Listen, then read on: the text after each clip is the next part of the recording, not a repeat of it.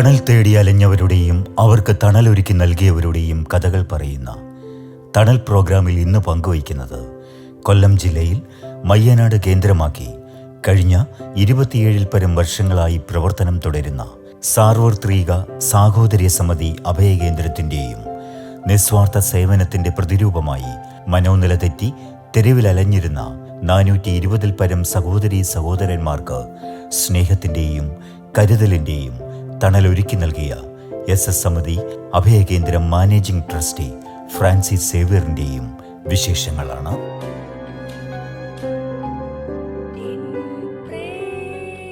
KSCBയിൽ assistant executive എഞ്ചിനീയറായിരുന്ന Francis Xavier കൊല്ലം ജില്ലാ ആശുപത്രിയിൽ ചികിത്സയ്ക്കെത്തുന്ന നിർധന രോഗികൾക്ക് ഒരു നേരം ഭക്ഷണം നൽകുന്ന പ്രവർത്തനങ്ങൾക്കായുള്ള പരിശ്രമത്തിനൊടുവിലാണ് സാർവത്രിക സാഹോദര്യ സമിതി 1994 ഓഗസ്റ്റ് 15 സ്ഥാപിതമായത്.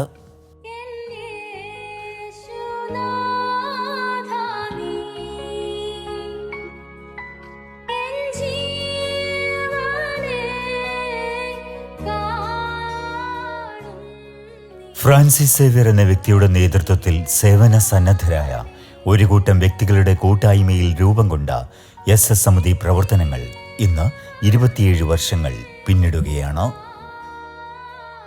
1998 കൊല്ലം ജില്ലയിലെ മയ്യനാട് എന്ന സ്ഥലത്ത് സാർവത്രിക സാഹോദര്യ സമിതി സമിതി അഭയകേന്ദ്രം ആരംഭിച്ചു. ഇന്ന് മനോനില തെറ്റി തെരുവിലലഞ്ഞിരുന്ന 420 പരം സഹോദരീ സഹോദരന്മാർക്ക് സമിതി അഭയകേന്ദ്രം തണൽ നൽകിയിരിക്കുന്നു. ഞാൻ ഇലക്ട്രിസിറ്റി ബോർഡിലെ ഒരു അസിസ്റ്റൻ്റ് എക്സിക്യൂട്ടീവ് ആയിരുന്നു. ഞാൻ സർവീസിലിരിക്കുമ്പോഴാണ് ധ്യാനം കൂടി എനിക്ക് കുറച്ച് കാര്യങ്ങളൊക്കെ ബോധ്യപ്പെട്ടു. അതിൽ നമ്മൾ കൂടുതൽ സമ്പത്ത് ഉണ്ടാക്കിയിട്ടോ അല്ലെങ്കിൽ അതിനു വേണ്ടി ഓടി നടന്നിട്ടോ ഒന്നും ഒരു കാര്യമില്ലെന്ന് ഉള്ളൊരു ബോധ്യം എനിക്കുണ്ടായി. ഉള്ളത് കൊണ്ട് ജീവിക്കാനുള്ളൊരു മനസ്സുണ്ടെങ്കിൽ, പട്ടിണി കിടക്കാനുള്ളൊരു മനസ്സുണ്ടെങ്കിൽ നമുക്ക് ഒരു സ്ഥലത്തും പരാജയം വരികയില്ല എന്നുള്ളൊരു ബോധ്യം എനിക്കുണ്ടായി. അതിൻ്റെ കൂടെ വെറുപ്പ് വിദ്വേഷം വൈരാഗ്യമില്ലാതെ എല്ലാവരെയും സ്നേഹിക്കാനും ശത്രുവിനെ സ്നേഹിക്കാനും ഉള്ള ഒരു അവസരം, അതിനുവേണ്ടി ഉള്ള ഒരു വേദിയായിട്ട് ഞാൻ ഈ പ്രസ്ഥാനത്തെ കണ്ടു. അങ്ങനെയാണ് എൻ്റെ സമാന ചിന്താധികാരായ കുറച്ച് ആൾക്കാരുമായിട്ടൊക്കെ ചേർന്നാണ് ഈ സമിതി സാർവത്രിക സാഹോദര്യ സമിതിക്ക് രൂപം നൽകിയത്. ഞാൻ ഡിപ്പാർട്ട്മെൻറ്റിൽ ഇരിക്കുമ്പോൾ തന്നെ ഈ ജില്ലാ ആശുപത്രിയിൽ ഭക്ഷണം നൽകാനും അവരെ ആരുമില്ലാത്ത രോഗികളെ ശുശ്രൂഷിക്കാനും അവർക്ക് മരുന്ന് വാങ്ങിച്ചു കൊടുക്കാനും എല്ലാ നേരവും അവർക്ക് ഭക്ഷണം മേടിച്ചു കൊടുക്കാനും ഒക്കെ ഉള്ള അറേഞ്ച്മെൻറ്റ് ചെയ്യുകയും അതിനൊരു സംഘടന വേണമെന്നുള്ളത് കൊണ്ട് സംഘടന ആക്കി രൂപാന്തരപ്പെടുത്തിയതാണ്. അതിൽ ഏറ്റവും കൂടുതൽ സന്തോഷം അനുഭവിക്കുന്ന ഒരു വ്യക്തിയാണ് ഞാൻ. ഇന്ന് ഞാൻ സംതൃപ്തനാണ്. കാരണം ഞാൻ ആ മുൻകൈ എടുത്തപ്പോഴേ, അതിന് നേതൃത്വം കൊടുത്തപ്പോഴേ ഇന്ന് 400ഓളം ആൾക്കാർ അവരുടെ ജീവിതം ഇവിടെ കഴിച്ചു കൂട്ടുന്നുണ്ട്. അവരുടെ എല്ലാ ചികിത്സയും എല്ലാ ഭക്ഷണവും ഇവിടെ നടന്നു വരുന്നുണ്ട്. അതിന് നമ്മളുടെ ഒരു സന്തോഷമാണ്, ജീവിതത്തിലൊരു സന്തോഷമാണത്. കാരണം എനിക്ക് ജോലിക്ക് പോകണ്ട, എനിക്ക് സമയമുണ്ട്, എനിക്ക് സ്വന്തമായിട്ട് ഇനി പണമുണ്ടാക്കുന്ന ഒരു വഴിക്കും പോകണ്ട, അതിനുവേണ്ടി ഞാൻ ആഗ്രഹിക്കുന്നില്ല. ഉള്ളത് കൊണ്ട് ജീവിക്കാമെന്നുള്ളൊരു മനസ്സുണ്ട്. അതുകൊണ്ട് ഞാൻ ഈ അനാഥമന്ദിരത്തിന് പ്ലാൻ ചെയ്യുകയും 97 റിട്ടയർ ചെയ്തു. 98 ഈ അനാഥമന്ദിരം തുടങ്ങി. ഞാൻ ഇന്നും എൻ്റെ ജീവിത ലക്ഷ്യം ഈ പാവപ്പെട്ടവരെ സംരക്ഷിക്കുക എന്നുള്ളതാണ്. എൻ്റെ സമ്പാദ്യവും ഇത് തന്നെയാണ്, അല്ലാതെ ഒന്നുമില്ല. കൂടുവിട്ടും കൂട്ടം വിട്ടും കൂടെ ആരുമില്ലാതായി പോയവർ, ഓർമ്മകളുടെ രസച്ചരടുകളേറ്റ് എങ്ങോ എവിടെയോ വെച്ച് ഒറ്റയ്ക്കായി മാറിയവർ, ഒടുവിൽ തെരുവിൻ്റെ മൂലകളിൽ ഒരു വിഴുപ്പ് ഭാണ്ഡം പോലെ ഉപേക്ഷിക്കപ്പെട്ടവർ, ആരാലും സഹായിക്കുവാനില്ലാതെ ജീവിതം ചിതലരിച്ചു പോയവർക്ക് മുമ്പിൽ ശ്രീ ഫ്രാൻസിസ് സേവ്യർ തുറന്നിട്ട വാതിലാണ് സമിതി അഭയകേന്ദ്രം. 1994 ആഗസ്റ്റ് 15 കൊല്ലം ജില്ലാ ആശുപത്രിയുടെ പരിസരം വൃത്തിയാക്കിക്കൊണ്ട് ആരംഭിച്ച സമിതി വൈകിട്ട് 5 മണിക്ക് ഏറ്റവും പാവപ്പെട്ട കുറച്ച് ആളുകൾക്ക് ഭക്ഷണം നൽകിക്കൊണ്ടാണ് ഇതിൻ്റെ പ്രവർത്തനങ്ങൾ തുടങ്ങിയത്. ഞങ്ങൾ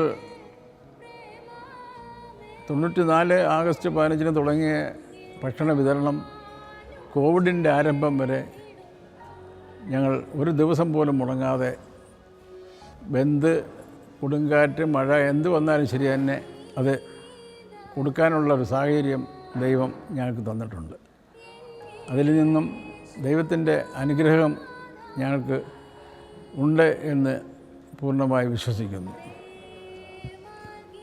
കൂടാതെ തെരുവിൽ നിന്ന് വളരെ വികൃതമായി തെരുവിൽ നടക്കുന്ന ആളുകളെ അവിടെ കൊണ്ടുവന്ന് വൃത്തിയാക്കി അവരെ ജില്ലാ ആശുപത്രിയിൽ കൊണ്ടുപോയി ഡോക്ടർമാരെ കാണിച്ച് മരുന്ന് വാങ്ങിക്കൊടുത്ത് ശുശ്രൂഷിച്ച് അവരെ നല്ല മനുഷ്യരാക്കി മാറ്റുക എന്നുള്ളൊരു പ്രക്രിയയ്ക്ക് വേണ്ടി കൊല്ലം മഞ്ഞനാട് കേന്ദ്രീകരിച്ച് സമിതി അഭയകേന്ദ്രം എന്ന സ്ഥാപനം തുടങ്ങി. 98 ആഗസ്റ്റിലാണ് ആ സ്ഥാപനം തുടങ്ങിയത്, 4 വർഷങ്ങൾക്ക് ശേഷം. അത് തുടങ്ങാൻ കാരണം തെരുവിൽ നിന്ന് ആരെങ്കിലും ജില്ലാ ആശുപത്രിയിൽ അഡ്മിറ്റ് ചെയ്യപ്പെട്ടാൽ അവർ സുഖമായി തിരിച്ച് ഡിസ്ചാർജ് ചെയ്ത് വീണ്ടും തെരുവിലാണ് പോകുന്നത്. അപ്പോൾ അവർ വീണ്ടും രോഗികളായിട്ട് വരാനുള്ളൊരു അവസരം നമ്മൾ മനസ്സിലാക്കി. അങ്ങനെ അവരെ സംരക്ഷിക്കാൻ വേണ്ടിയാണ് നമ്മളിവിടെ ഈ സ്ഥാപനം തുടങ്ങിയത്. ഞങ്ങൾ ഇതുവരെ ഒരു 3000-ഓളം ആൾക്കാരെ തെരുവിൽ നിന്ന് എടുത്തിട്ടുണ്ട്. അവരുടെ പരിചരണവും സംരക്ഷണവും എല്ലാം നമ്മൾ നടത്തി അവർ ഭേദമാകുന്നതനുസരിച്ച് അവരെ വീടുകളിലേക്ക് എത്തിക്കുക, സ്വന്തം വീടുകൾ കണ്ടെത്തി അവരെ തിരിച്ചു കൊടുക്കുക എന്നുള്ളതാണ് ഞങ്ങളുടെ പ്രധാന ലക്ഷ്യം. അങ്ങനെ ഏകദേശം ഒരു 650-ഓളം ആൾക്കാരെ ഞങ്ങൾ വീടുകളിൽ എത്തിച്ചിട്ടുണ്ട്. അത് നേപ്പാളിൽ കൊണ്ടുവിട്ടിട്ടുണ്ട്, ബംഗ്ലാദേശിൽ കൊണ്ടുവിട്ടിട്ടുണ്ട്, അന്യ സംസ്ഥാനങ്ങളിൽ നിന്ന് ഒരുപാട് പേര് ഉണ്ട്. ഇന്ത്യയിലുള്ള എല്ലാ സംസ്ഥാനങ്ങളിൽ നിന്നുള്ള ആൾക്കാർ ഇവിടെ നിലവിലുണ്ട്. അവരെ പലരെയും വീടുകളിൽ എത്തിച്ചിട്ടുമുണ്ട്. അങ്ങനെ 650 പേരെ ഞങ്ങൾ വിടാൻ സാധിച്ചിട്ടുണ്ട്. അതൊരു വലിയ നേട്ടമായിട്ടാണ് ഞങ്ങൾ കാണുന്നത്. തൻ്റെ ഔദ്യോഗിക ജീവിതത്തിൽ നിന്നും വിരമിച്ച് ദൈവിക ശുശ്രൂഷകളിൽ പങ്കുചേർന്ന് പോകുന്ന നാളിൽ ദൈവം തനിക്ക് നൽകിയ ദർശനം സാക്ഷാത്കരിക്കുന്നതിനു വേണ്ടി ഇറങ്ങിയപ്പോൾ നേരിട്ട നിരവധി പ്രതികൂലങ്ങളെ അതിജീവിച്ചാണ് ഫ്രാൻസിസ് സേവ്യർ എന്ന വ്യക്തിയാൽ ദൈവം ഇന്ന് 420-ഓളം പേർക്ക് തണലൊരുക്കി നൽകിയിരിക്കുന്നത്. ഇവരെ തെരുവിൽ നിന്ന് എടുക്കുന്നത് തന്നെ വളരെ പ്രയാസപ്പെട്ട് ചില അക്രമവാസനയുള്ളവർ കാണും. മാനസിക രോഗത്താലാണ് ഇവർ അടിമപ്പെട്ട് ഈ കെട്ടും പാണ്ഡങ്ങളുമായിട്ട് വികൃത വേഷത്തിൽ നടക്കുന്നതിൻ്റെ കാരണം അവരുടെ മാനസിക രോഗമാണ്. ഈ മാനസിക രോഗികളെ നമ്മൾ ഏറ്റെടുക്കുന്ന സമയത്ത് ബലം പ്രയോഗിച്ചായിരിക്കും ചിലപ്പോൾ എടുക്കുന്നത്. പക്ഷേ അവരെ കൊണ്ടുവന്ന് വൃത്തിയാക്കി ട്രീറ്റ്മെൻറ്റിന് വിധേയമാക്കി ഭക്ഷണവും കാര്യങ്ങളും പരിചരണവും എല്ലാം നേരെയാകുമ്പോൾ അത് നമ്മുടെ സുഹൃത്തുക്കളായി മാറും. അതാണ് കണ്ടുവരുന്നത്. എല്ലാവർക്കും വളരെ സന്തോഷം തന്നെ. പക്ഷേ എടുക്കുന്ന സമയത്ത് അവരെ കൊണ്ടുവരുന്ന സമയത്ത് അവർക്ക് അറിഞ്ഞൂടാമല്ലോ എന്തിനാണ് അവരെ പിടിച്ചുകൊണ്ട് വരുന്നുള്ളത്, അവർക്ക് അറിഞ്ഞൂടാ. അതുകൊണ്ട് ചില പ്രശ്നങ്ങളുണ്ടാകും. പക്ഷേ അത് 2 ദിവസത്തിനകം തന്നെ അതിന് മാറ്റം കൊണ്ടുവരും. ഭക്ഷണമൊക്കെ കൊടുത്തു കഴിയുമ്പോഴത്തേക്ക് തന്നെ അവർക്ക് വളരെ ഇമ്പ്രൂവ്മെൻ്റ് ആവും അവരുടെ മനസ്സിന്. നമുക്ക് ജനങ്ങളുടെ പബ്ലിക്കിൻ്റെ സഹായത്തോടു കൂടിയാണ് ഈ പ്രസ്ഥാനം മുമ്പോട്ട് പോകുന്നത്. ഗവൺമെൻറ്റിൻ്റെ ചെറിയൊരു ഗ്രാൻഡ് ആനുകൂല്യമുണ്ട്, അത് വളരെ കുറച്ചേ ഉള്ളൂ. പബ്ലിക്കിൻ്റെ ഒരു സപ്പോർട്ടാണ് ഈ സ്ഥാപനം മുമ്പോട്ട് കൊണ്ടുപോകുന്നത്. ഞങ്ങൾക്കിപ്പോൾ 400ഓളം ആൾക്കാർ ഇവിടെ വസിക്കുന്നുണ്ട്. അവർ സ്ത്രീകളുടെ വിഭാഗം പ്രത്യേകം, പുരുഷന്മാർക്ക് പ്രത്യേകം, അക്രമവാസനയുള്ളവർക്ക് പ്രത്യേകം സംവിധാനം, ഇങ്ങനെ പല സെക്ഷനായിട്ട് മാറ്റി മാറ്റി ആളുകളെ താമസിപ്പിച്ചിരിക്കുകയാണ്. ഇവരുടെ ക്ഷേമം ആണ് നമ്മുടെ പ്രധാന ലക്ഷ്യം. ഇതിൽ ഇപ്പോൾ നിലവിൽ ഇവരെ സംരക്ഷിക്കുന്നതിന് ഉണ്ടാകുന്ന ചെലവുകൾ വളരെ കൂടുതലാണ്. ഞങ്ങൾക്ക് കെട്ടിട സൗകര്യങ്ങൾ കൂടുതലുണ്ടെങ്കിൽ മാത്രമേ ഇനി കൂടുതൽ ആളുകളെ എടുക്കാൻ ഒക്കുന്നുള്ളൂ.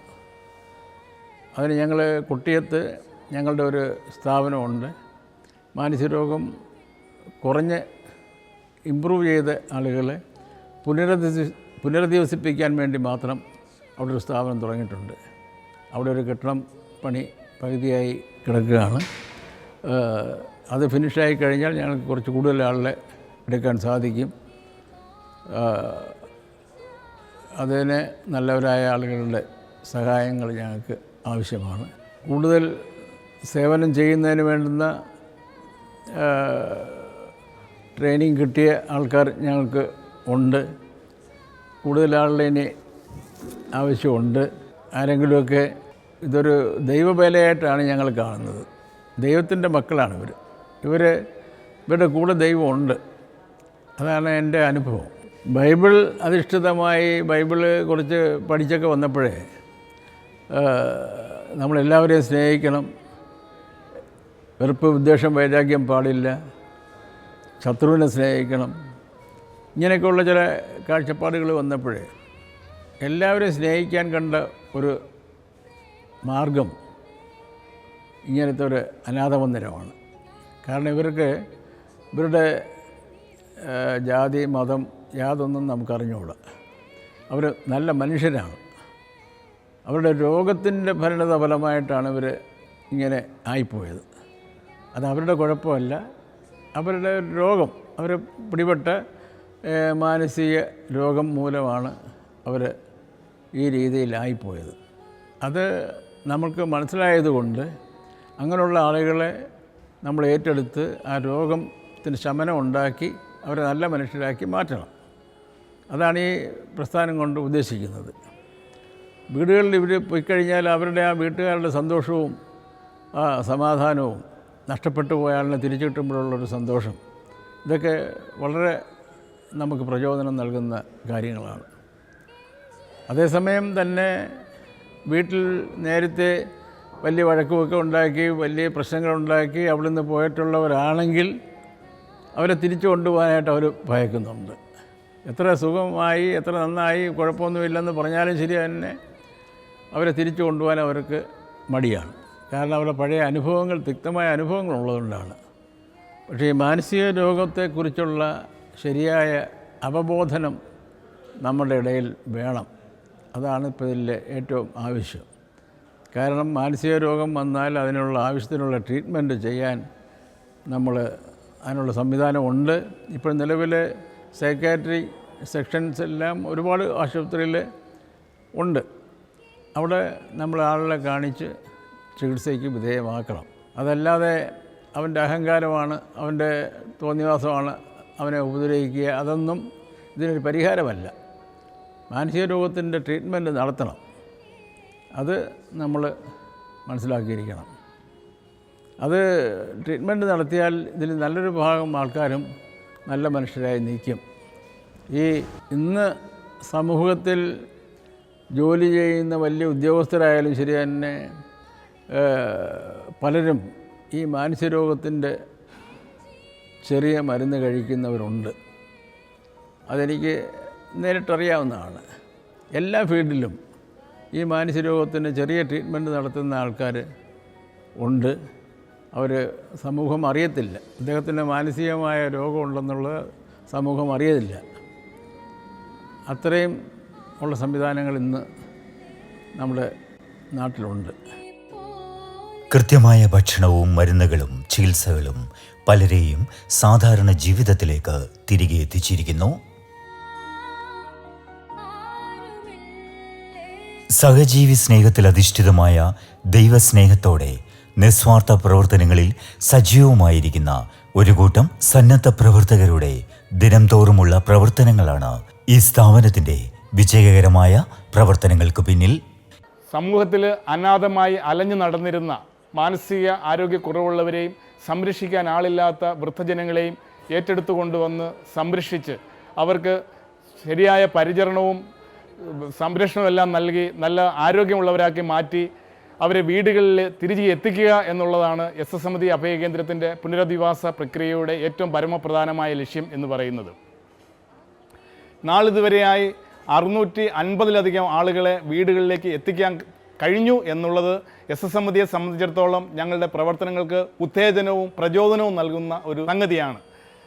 ഞാൻ 2003 ഓഗസ്റ്റ് 5 മുതൽ ഇതിൻ്റെ പ്രവർത്തനങ്ങളിൽ പങ്കാളിയായി സേവനങ്ങൾ പ്രവർത്തിക്കുന്നൊരു വ്യക്തിയാണ്. 2013 സാധാ സോഷ്യൽ വർക്കറായി പ്രവർത്തനം ആരംഭിച്ച് പിന്നീട് മാനേജരായി ഇപ്പോൾ SSMD അഭയകേന്ദ്ര ട്രസ്റ്റിൻ്റെ PRO ആയി പ്രവർത്തിക്കുന്നു. 22 വർഷത്തിലധികമായി ഇതിൻ്റെ പ്രവർത്തനങ്ങളിൽ ഏർപ്പെടുന്നത് കൊണ്ട് ഒത്തിരി സന്തോഷവും ചാരിതാർത്ഥ്യവുമാണ് വ്യക്തി ജീവിതത്തിലും സാമൂഹ്യ ജീവിതത്തിലും ഉള്ളത്.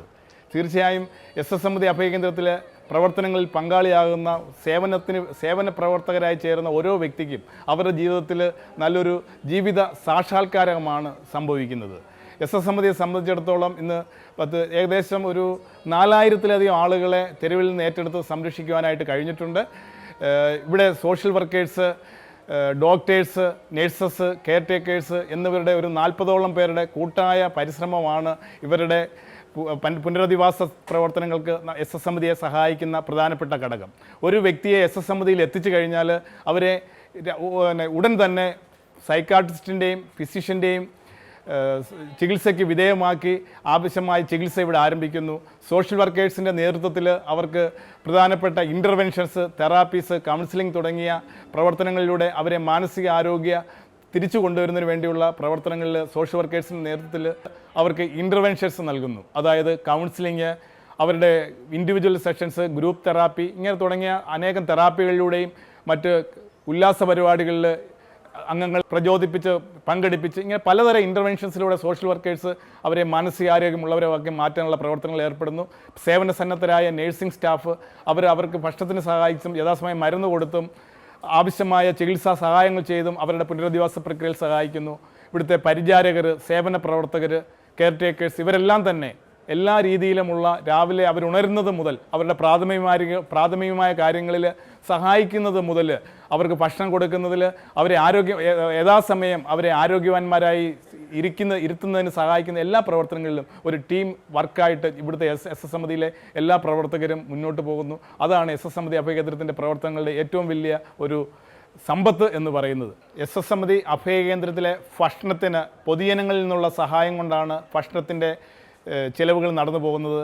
ഓരോ വ്യക്തിയുടെയും ജന്മദിനം, വിവാഹ വാർഷികം, ചരമദിനം, ചരമവാർഷികം തുടങ്ങിയ അവസരങ്ങളിൽ സമൂഹത്തിൽ നിന്ന് ലഭ്യമാകുന്ന സഹായം കൊണ്ടാണ് SSMDയിലെ ഭക്ഷണത്തിനുള്ള ധനസഹായം ലഭ്യമാകുന്നത്. ഓരോ നിയോഗത്തിന് വേണ്ടി നേർച്ചയായിട്ട് ഇവിടെ അന്നദാനത്തിന് സഹായിക്കുന്നവരുണ്ട്. മരിച്ചവരുടെ ഓർമ്മയ്ക്കായി കെട്ടിടങ്ങൾ പണിത് തരുന്നുണ്ട്. ഇങ്ങനെ പല രീതിയിലുള്ള സഹായം കൊണ്ടാണ്, ചെറുതും വലുതുമായ സഹായങ്ങൾ കൊണ്ടാണ് SSMD അഭയകേന്ദ്രത്തിൻ്റെ പ്രവർത്തനങ്ങൾ മുന്നോട്ട് പോകുന്നത്. അതുപോലെ ഓരോ ദശാംശം നൽകി, അതായത് വരുമാനത്തിൻ്റെ ഒരു നിശ്ചിത ഭാഗം ജീവകാരുണ്യ പ്രവർത്തനങ്ങൾക്ക് സഹായിക്കണം എന്ന് ആഗ്രഹമുള്ള വ്യക്തികൾ SSMD അഭയകേന്ദ്രത്തിന് അവരുടെ ദശാംശം നൽകി സഹായിക്കുന്നുണ്ട്. ഗവൺമെൻറ്റിൻ്റെ ഒരു ചെറിയ ഗ്രാൻഡ് ഉണ്ട്. ഇങ്ങനെയൊക്കെയാണ് SSMD അഭയകേന്ദ്രത്തിൻ്റെ പ്രവർത്തനങ്ങൾ മുന്നോട്ട് പോകുന്നത്. SSMD അഭയകേന്ദ്രത്തിൽ ചികിത്സയ്ക്ക് വേണ്ടിയിട്ട് മെഡിക്കൽ ക്യാമ്പുകൾ നടത്താറുണ്ട്.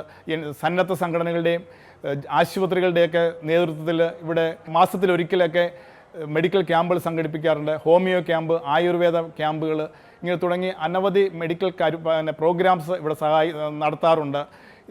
MSW സ്റ്റുഡൻസിൻ്റെ ഇൻറ്റേൺഷിപ്പിന് വേണ്ടിയിട്ടുള്ള വിദ്യാർത്ഥികൾ ഇവിടെ വരുന്നുണ്ട്. അത് ഇതിൻ്റെ പ്രവർത്തനങ്ങൾക്ക് ഞങ്ങളുടെ സഹോദരങ്ങളുടെ ആരോഗ്യ സംരക്ഷണത്തിന് ഒത്തിരി പ്രയോജനം ചെയ്യുന്നതാണ്. നേഴ്സിംഗ് സ്റ്റുഡൻസിൻ്റെ വൊക്കേഷണലായിട്ടുള്ള ഒബ്സർവേഷൻ വിസിറ്റ്, ഇൻറ്റേൺഷിപ്പ് തുടങ്ങിയ പ്രോഗ്രാംസ് ഇവിടെ നടത്താറുണ്ട്. അതും SSMD അഭയകേന്ദ്ര സഹോദരങ്ങൾക്ക് അവരുടെ സംരക്ഷണത്തിന്, അവരെ നല്ലപോലെ പരിപാലിക്കുന്നതിന് സഹായകമാണ്. ഇങ്ങനെ അനവധി സഹായങ്ങൾ കൊണ്ടാണ് SSMD അഭയകേന്ദ്രത്തിൻ്റെ പ്രവർത്തനങ്ങൾ നടന്നു പോകുന്നത്.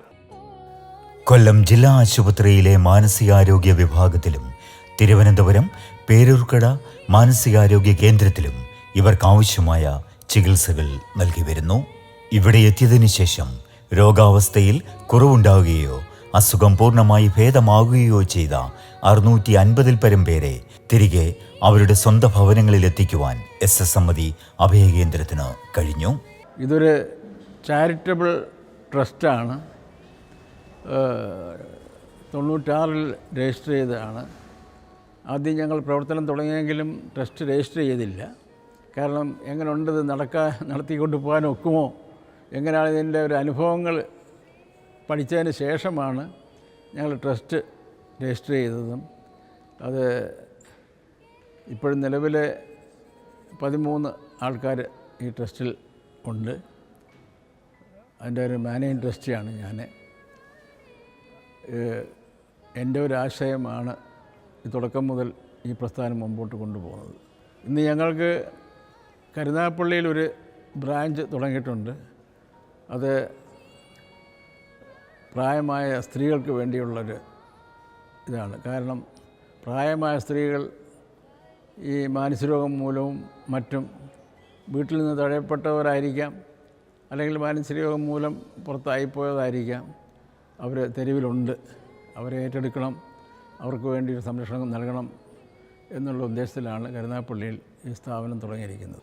94 മുതലുള്ള ഇതിൻ്റെ പ്രവർത്തനങ്ങൾ വിലയിരുത്തുമ്പോഴേ ജീവിതത്തിൽ ഒരുപാട് അനുഭവങ്ങൾ പങ്കുവയ്ക്കാനുണ്ട്. അത്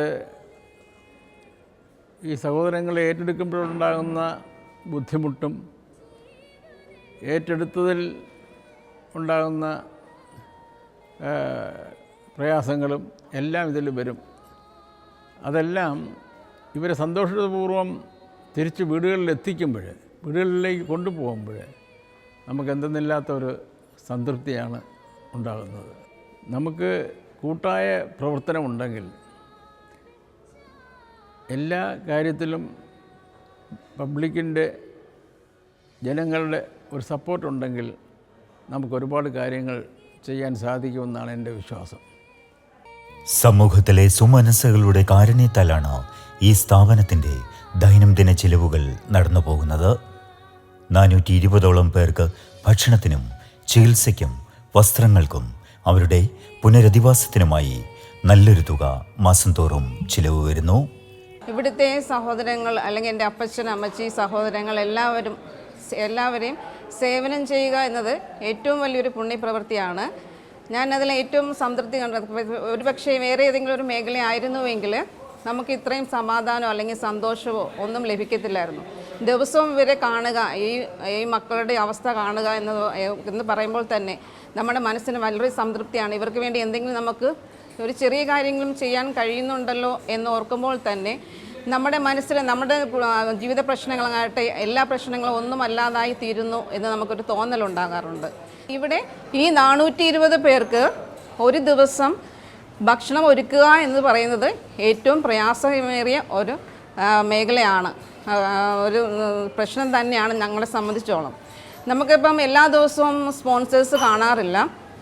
ചില ദിവസങ്ങളിൽ ഉച്ചയ്ക്ക് ഒരു നേരത്തേക്കുള്ള സ്പോൺസേഴ്സ് നമുക്ക് കാണാറുള്ളൂ. അപ്പം രാവിലെയും രാത്രിത്തേക്കും, പിന്നെ ഇവർക്ക് ഇടയ്ക്ക് 4 മണിക്കൊരു ചായയുണ്ട്, പിന്നെ രാവിലെ 6 വരയ്ക്ക് ഒരു കോഫിയുണ്ട്.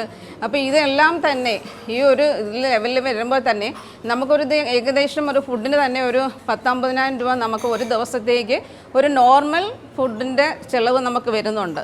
നോർമൽ ഫുഡെന്ന് വെച്ചാൽ വെജിറ്റേറിയൻ ഫുഡിൻ്റെ കാര്യമാണ് പറയുന്നത്. നോർമലായിട്ട് നമുക്ക് ചിലവാകുന്നുണ്ട്.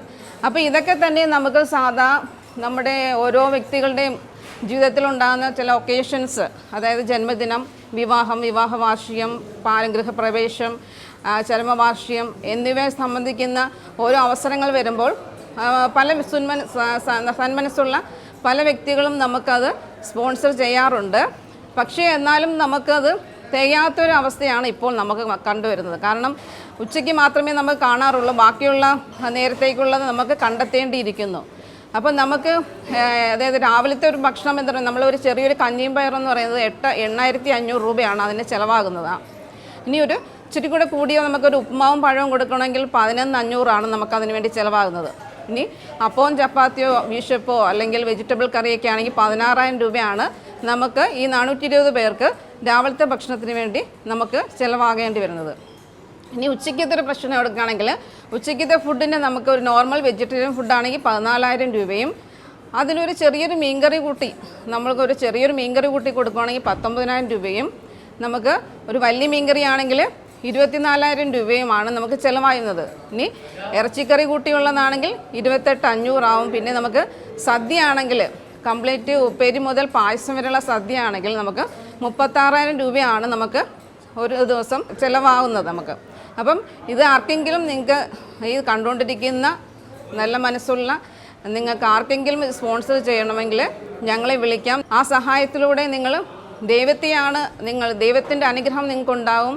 ദൈവത്തെയാണ് നിങ്ങൾ സഹായിക്കുന്നത്. അല്ലെങ്കിൽ നിങ്ങളൊരു അമ്പലത്തിൽ ഒരു രൂപ നേർച്ചയിടുന്നത് പോലെ ഞങ്ങൾക്കും വേണ്ടിയിട്ടും എന്തെങ്കിലും നിങ്ങളുടെ ജീവിതത്തിൽ ഞങ്ങൾക്ക് വേണ്ടിയിട്ടും ഒന്ന് മാറ്റിവെക്കുക. അത് ഒരു വലിയൊരു പുണ്യപ്രവൃത്തിയാണ്. ദൈവാനുഗ്രഹം നിങ്ങൾക്ക് ഉണ്ടാകും. SS സമിതിയുടെ പ്രവർത്തനങ്ങളിൽ നാം ഓരോരുത്തർക്കും പങ്കാളിയാകാം. നിരാലംബരായ സഹോദരങ്ങൾക്ക് അഭയമൊരുക്കുന്ന SS സമിതി അഭയകേന്ദ്രത്തിലെ സഹോദരങ്ങൾക്കായി നമ്മുടെ ഹൃദയങ്ങളെയും നമുക്ക് വിശാലമാക്കാം. പിന്നെ എനിക്ക് 3 ആൺമക്കളാണുള്ളത്. ദൈവം അനുഗ്രഹിച്ച് അവരെല്ലാം അവരുടെ കാര്യങ്ങളിൽ നോക്കി പോകുന്നുണ്ട്. ഇളയ മകൻ ഒരു വൈദികനാണ്, കപ്പുച്ചൻ വൈദികനാണ്. അദ്ദേഹം സ്വിറ്റ്സർലൻഡിലെ ഒരു ആശ്രമത്തിലാണ് ഇപ്പോൾ ജീവിക്കുന്നത്. രണ്ടാമത്തെ മകൻ അദ്ദേഹം ഒരു ഷിപ്പിലെ ചീഫ് എഞ്ചിനീയറൊക്കെ ആയിരുന്നു. നല്ല നിലയിൽ അവർ ജീവിച്ചിരിക്കുകയായിരുന്നു. അവർ അമേരിക്കയിലൊരു കമ്പനിയിൽ ജോലി കിട്ടി അവിടെ പോയി ഇപ്പോൾ അവിടെ സെറ്റിൽ ചെയ്തിരിക്കുകയാണ് കുടുംബസഹിതം. മൂത്ത മകൻ മാത്രം എൻ്റെ കൂടെ കുടുംബത്തുണ്ട്. അയാളുടെ ഭാര്യ ഒരു +2 അധ്യാപികയാണ്. വലിയ മോഹങ്ങളൊന്നും ഇല്ലാത്തതുകൊണ്ട് അവർക്ക് സംതൃപ്തി തന്നെ, അവർ സന്തോഷത്തോടുകൂടി എൻ്റെ കൂടെ ജീവിക്കുന്നു. ഇതാണ് എൻ്റെ കുടുംബ പശ്ചാത്തലം. എൻ്റെ ഭാര്യ ഹൈസ്കൂൾ ടീച്ചറായിരുന്നു. അവർക്കും വേറെ മോഹങ്ങളൊന്നും ഇല്ലാത്തതുകൊണ്ട് ഞങ്ങൾക്ക് കിട്ടുന്ന പെൻഷൻ ഞങ്ങൾക്ക് അധികമാണ്. ഞങ്ങൾക്ക് ഈ സ്ഥാപനത്തിനെ സഹായിക്കാൻ സാധിക്കുന്നുണ്ട് കഴിവിനനുസരിച്ച്. അതൊരു വലിയ നേട്ടവും അഭിമാനവുമായിട്ട് ഞാൻ കാണുന്നു. മയ്യനാട് സാർവത്രിക സാഹോദര്യ സമിതി SS സമിതിയുടെ പ്രവർത്തനങ്ങൾ ഇന്ന് സമൂഹത്തിനാകെ പ്രചോദനകരവും മാതൃകയും ആയിരിക്കുന്നു. നിരാലംബരാക്കപ്പെടുന്ന വ്യക്തികൾക്ക് തണലൊരുക്കി നൽകുന്ന SS സമിതി അഭയകേന്ദ്രം മാനേജിംഗ് ട്രസ്റ്റി ശ്രീ ഫ്രാൻസിസ് സേവ്യറിന്റെ ജീവിതവും SS സമിതി അഭയകേന്ദ്രവും ഇന്ന് സമൂഹത്തിന് പകർന്നു നൽകുന്നത് നല്ല പാഠങ്ങളാണ്. ദൈവസ്നേഹത്തിലും സഹജീവി സ്നേഹത്തിലും അധിഷ്ഠിതമായ നന്മയുടെ പാഠങ്ങൾ. മയ്യനാട് SS സമിതി അഭയകേന്ദ്രത്തിൻ്റെ വിശേഷങ്ങൾ പങ്കുവച്ചുകൊണ്ടുള്ള തണൽ ഇന്നത്തെ അധ്യായം ഇവിടെ പൂർണ്ണമാകുന്നു.